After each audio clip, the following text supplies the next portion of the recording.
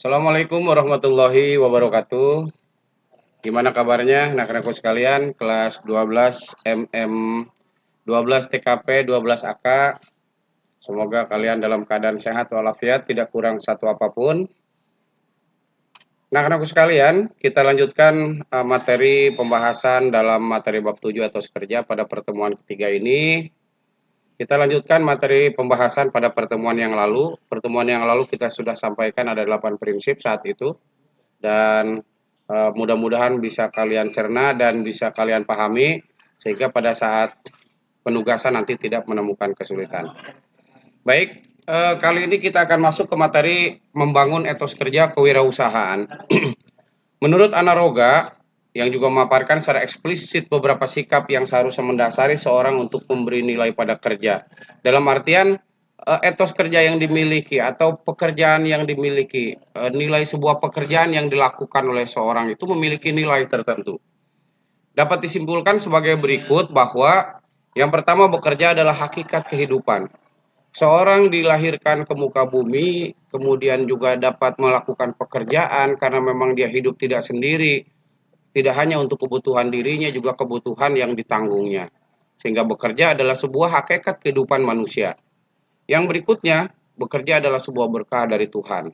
Ini kan sebuah berkah dari Tuhan, sebuah nilai ibadah yang tinggi pada akhirnya, kalau memang itu dinikmati dengan baik. Bekerja merupakan sumber penghasilan yang halal dan tidak amoral, karena memang dihasilkan secara halal dari sebuah pekerjaan yang dilakukan. Mengeluarkan keringat mendapat bayaran wajar, karena memang tadi dari pekerjaan yang halal, sehingga berpenghasilan pun halal. Bekerja juga merupakan sebuah kesempatan untuk mengembangkan diri dan berbakti. Kemampuan dia, kompetensi dia itu dituangkan dalam pekerjaannya, sehingga yang dilakukan itu sesuai dengan kemampuan yang dimiliki dan menghasilkan sebuah produk yang memang diharapkan pula. Bekerja juga merupakan sarana pelayanan dan perwujudan kasih. Ini kalau kita itu melakukan pelayanan yang prima istilahnya, sehingga hasil dari pekerjaan itu dapat dinikmati oleh orang banyak. Pada sisi lain, individu atau kelompok dapat memiliki etos kerja yang tinggi apabila memiliki tanda-tandanya. Apa tanda-tanda yang dihasilkan oleh individu atau kelompok ketika melakukan sebuah pekerjaan? Yang pertama, mempunyai penilaian sangat positif terhadap hasil kerjanya. Jadi, orang nyaman menikmati hasil pekerjaannya itu. Bisa maksimal, baik itu individu maupun kelompok. Pekerjaan itu benar-benar dapat bermanfaat, ya, tidak asal kan pekerjaannya. Yang kedua, menempatkan pandangan tentang kerja sebagai sebuah hal yang amat luhur bagi eksistensi manusia. Pekerjaan itu kan sebuah pengabdian, jadi memiliki nilai yang maksimal, dan pandangan akhir dari pekerjaan, oh dia menilainya baik, positif, sehingga orang menilai bahwa dia tidak asal kerja. Kerja yang dirasakan sebagai aktivitas yang bermakna bagi kehidupan manusia. Ada nilai lebih, value yang dibangun itu pekerjaan yang bermanfaat bagi orang banyak. Kerja dihayati sebagai sebuah proses yang membutuhkan ketekunan, sekaligus saran yang penting dalam mewujudkan cita-cita. Itu kan ya, ada harapan di sana ya yang dibangun dari sebuah pekerjaan. Kerja yang dilakukan juga sebagai nilai ibadah, itu yang terpenting. Dinikmati, dilakukan sebagai sebuah nilai ibadah. Sehingga pekerjaan dilakukan itu dengan ikhlas. Hasil itu ngikutin ya.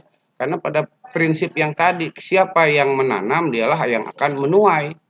Jadi sebelumnya jangan berpikir wah saya bekerja dapat penghasilan berapa, tidak begitu. Tetapi ikuti pekerjaan, maksimalkan pekerjaan, hasil akan mengikuti kalau memang itu dijadikan sebuah bentuk ibadah. Kemudian ada ciri-ciri lain ya. Ada ciri-ciri lain ketika orang dianggap memiliki etos kerja yang rendah. Nah, ini menurut Kusnan bahwa kerja itu dirasakan sebuah beban.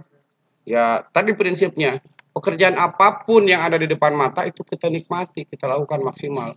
Jangan berpikir, tidak sesuai dengan latar belakang pendidikan saya. Maksimalkan dulu pekerjaannya, maksimalkan dulu. Kalau kita berpikir normatif dan idealis, betul ke sana. Tetapi, kalau memang belum ada, belum kita mendapatkan pekerjaan sesuai dengan pendidikan, maksimalkan pekerjaan yang ada depan mata kita. Kemudian kurang dan bahkan tidak menghargai hasil kerja manusia. Hasil kerja orang lain tidak dihargai. Ini yang dimaksud bahwa diharapkan kita berpikir positif. Sehingga pekerjaan orang lain, sejelek apapun, sekecil apapun hargai. Kalau memang kurang, berikan dia masukan-masukan yang berharga sehingga lebih baik.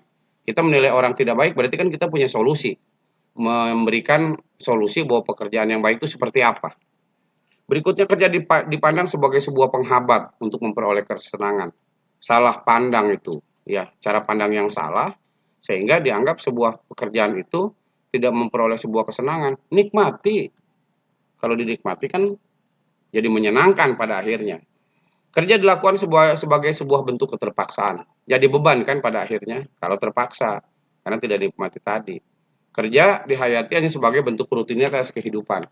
Ini kan orang yang senang dengan kemapanan sudah cukup segitu, berpikir konvensional, tidak berpikir inovatif untuk menerbitkan sesuatu hal yang baru. Itu sebuah rutinitas belaka saja pada akhirnya. Sementara menurut Bahtiar Hasan dalam Alinda Etos Kerja memiliki ciri antara lain ada standar kemampuan. Jadi ketika kita bekerja itu ada standar yang harus dicapai seperti apa, baik itu dilakukan oleh kelompok, organisasi profesi atau individu itu sendiri. Disiplin yang pasti itu, disiplin tinggi, baik waktu dan sebagainya. Kemudian selalu berusaha meningkatkan kualitas. Tidak puas dengan keadaan sekarang, selalu ingin maju, selalu ingin punya hal-hal yang baru, inovatif berpikirnya. Kemudian menurut Muhaimin, bahwa etos kerja ini, dalam etos kerja seorang yang tinggi itu diketahui dengan cara kerja. Cara kerjanya ada 3 ciri dasar. Yang pertama, menjunjung mutu pekerjaan. Ada kualitas yang dibangun karena tidak asal kerja. Jadi kualitas yang dihasilkan sehingga ketika seorang atau secara individu melakukan pekerjaan ada kualitas individunya. Kualitas personal yang dibangun ya. Menjaga harga diri dalam melaksanakan pekerjaan. Gitu. Harga diri dalam melaksanakan pekerjaan. Karena pekerjaan yang dibebankan kepadanya adalah bagian dari harga diri yang diberikan kepadanya. Kemudian memberikan pelayanan prima kepada masyarakat. Karena kita adalah melayani. Ya, melayani. Apa sih keinginan dari membuat produk itu melayani. Membuat produk, memberikan jasa pelayanan, itu kan intinya pelayanan semua. Etos kerja dalam pembangunan, ini banyak sekali. Etos kerja dalam pembangunan, antara lain proses peningkatan pengembangan diri. Itu ya, dalam sebuah bangunan. Kemudian tujuan utamanya adalah pertumbuhan ekonomi dan membangun agar kita dapat melaju lebih cepat melalui industri. Itu berpikir ekonomisnya. Ya, berpikir bagaimana kemajuan ekonomi ke depan. Industrialisasi sebagai cara mengelola produksi dengan penggunaan mesin dan sebagainya. Ini industri berpikirnya.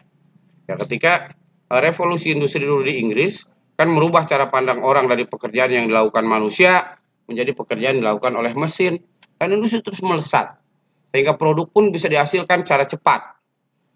Ciri utamanya industrialisasi adalah penerapan teknologi. Nah, itu kan. Kemudian syarat khusus yang sesuai dengan tuntutan dunia industri saat ini adalah kemampuan, keterampilan, dan nilai sumber daya manusia itu sendiri, atau etos kerja industrial. Jangan lupa di sini kompetensi personal pun sangat diperlukan, ya, karena tuntutan sekarang, ya, tuntutan. Jadi kita tidak hanya asal kerja, tapi ada kemampuan personal, ya, ada kemampuan lebih dari seseorang yang memang dituntut itu. Percayalah, ketika orang mempunyai kemampuan lebih secara personal itu akan dihargai, sehingga kelebihan-kelebihan itu menjadi nilai jual untuk diri dia sendiri. Kemudian perjuangan untuk mencapai tujuan tertentu dalam etos kerja ini dipengaruhi oleh antara lain satu, kekuatan kebutuhan dan motif dasarnya. Kebutuhan yang ada di sekitar, mau tidak mau kan kita dengan kebutuhan yang tinggi, dengan kemampuan juga yang dimiliki oleh manusia itu sendiri, pada akhirnya menuntut tujuan pekerjaan yang maksimal pula. Harapan yang dicanangkan akan keberhasilan. Ketika kita bekerja kan punya cita-cita, punya harapan, mau ngapain, hasilnya seperti apa. Kemudian nilai rangsangan yang melekat pada tujuan itu sendiri. Hasil akhir dari sebuah pekerjaan itu yang kita harapkan. Tetapi dasar-dasar tadi yang dibangun dalam prosesnya sehingga hasil pekerjaan itu bisa diharapkan dapat maksimal. Katanya bahwa proses tidak akan pernah membohongi hasil. Ini bagian dari situ. Ya. Baik, anak-anak sekalian, itu gambarannya dari materi kita hari ini, dan akan kita lanjutkan pada pertemuan berikutnya. Terima kasih. Sukses selalu untuk kita semua, tetap jaga kesehatan. Saya tutup, billahi taufiq wal hidayah. Assalamualaikum warahmatullahi wabarakatuh.